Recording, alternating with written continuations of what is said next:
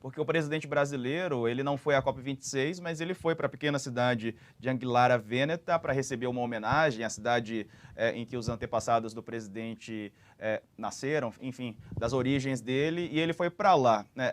Esse tipo de situação também passa uma mensagem ao mundo? Como é que a gente pode analisar essa situação aí, Vila?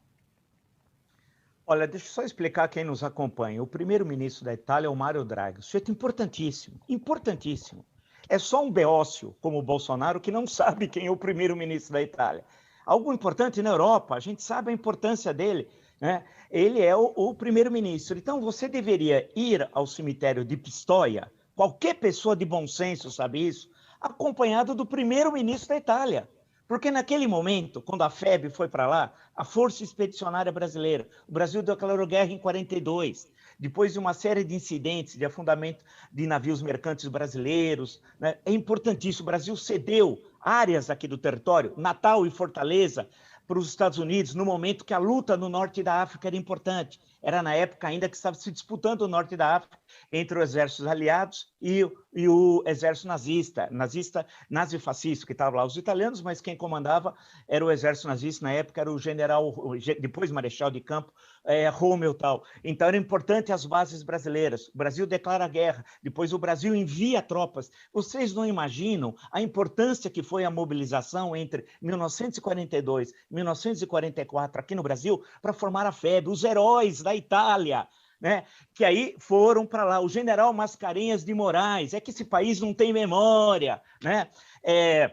Que virou marechal pela Constituinte de 46, que é caso único na história. A Constituinte é que levou a patente de general de Mascarenhas de Moraes para marechal. Leia as disposições transitórias da Constituição de 46. Então, tudo isso tem história, vida, pessoas que morreram para defender a nossa liberdade, né, na luta contra o nazifascismo. E aí o Bolsonaro, o genocida, vai acompanhado de um fascista, que é o Salvini, a visitar o território, insisto, sagrado da democracia, dos pracinhas que lá deram a vida para que nós estivéssemos vivos. Quer dizer, é um tapa na cara do Brasil, é um tapa na cara da FEB, é um tapa na cara da história militar brasileira. E ninguém fala nada. O ministro da Defesa, o Capacho Neto, onde está o Capacho Neto nessa hora? Em silêncio. E o comandante do Exército, o Paulo Sérgio? Silêncio. E o brigadeiro da Aeronáutica? Porque a Aeronáutica teve atuação na Segunda Guerra Mundial. Ele conhece o brigadeiro Moreira Lima, por exemplo? Não conhece.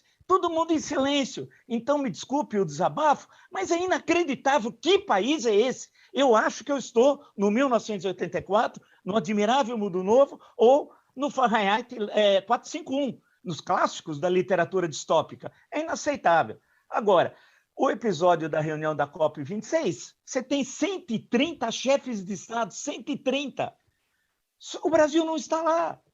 Não está lá. É inaceitável, é inacreditável. Quando você pode ir, significa estabelecer o que é básico: relações pessoais, diplomáticas, comerciais, nesse caso, no campo ambiental, né? É fundamental isso para o país. O país precisa de investimento estrangeiro, precisa discutir a questão dos créditos do carbono, tudo isso que a gente sabe, que não tem nenhuma novidade.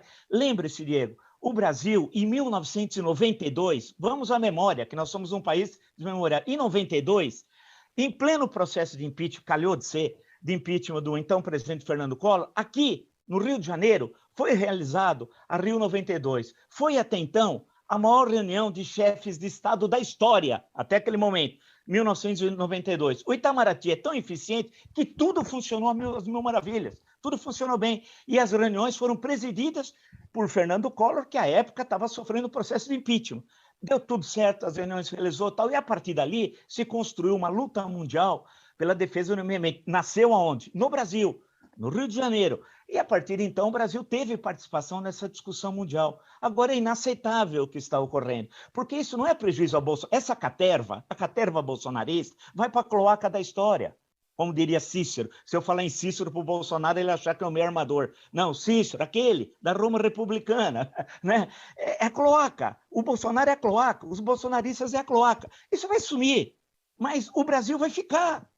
E isso que está ocorrendo tem prejuízo, porque as negociações entre os países você não resolve em algum mês, 2 meses, demora um pouco. Então é um prejuízo à nação brasileira.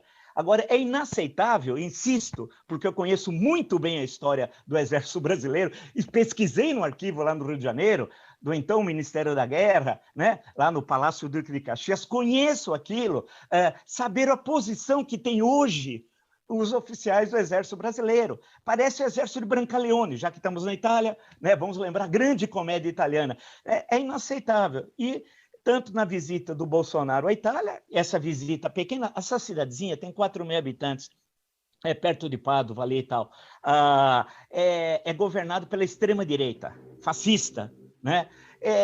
Então ele vai lá, aquilo não tem objetivo nenhum, a senhora prefeita vai dar um diplominho, um papel para ele, já teve manifestações contrárias. O que importa? O isolamento é tão grande que o pessoal foi tirar foto lá na Fontana di Trevi, como todo turista que vai a Roma vai à Fontana di Trevi, ele nem sabia o que era a Fontana di Trevi. A ignorância é tão grande que ele tem problemas cognitivos, mas a ignorância, ele não sabia que era Fontana di Trevi. Foram tirar, ele não foi. Então, ninguém quer saber, como o Jamil estava dizendo, né? O Jamil era conhecido, me desculpe aí até dizer isso, mas o Boris Johnson conversou com o Jamil. Ô, Jamil, você está por aqui? O Boris Johnson, né, falou com o Guterres, que é só secretário-geral da ONU, só isso. O Bolsonaro não sabia quem ele era. É isso que nós temos. Em nome de Jesus, Deus no comando, ele só fala isso.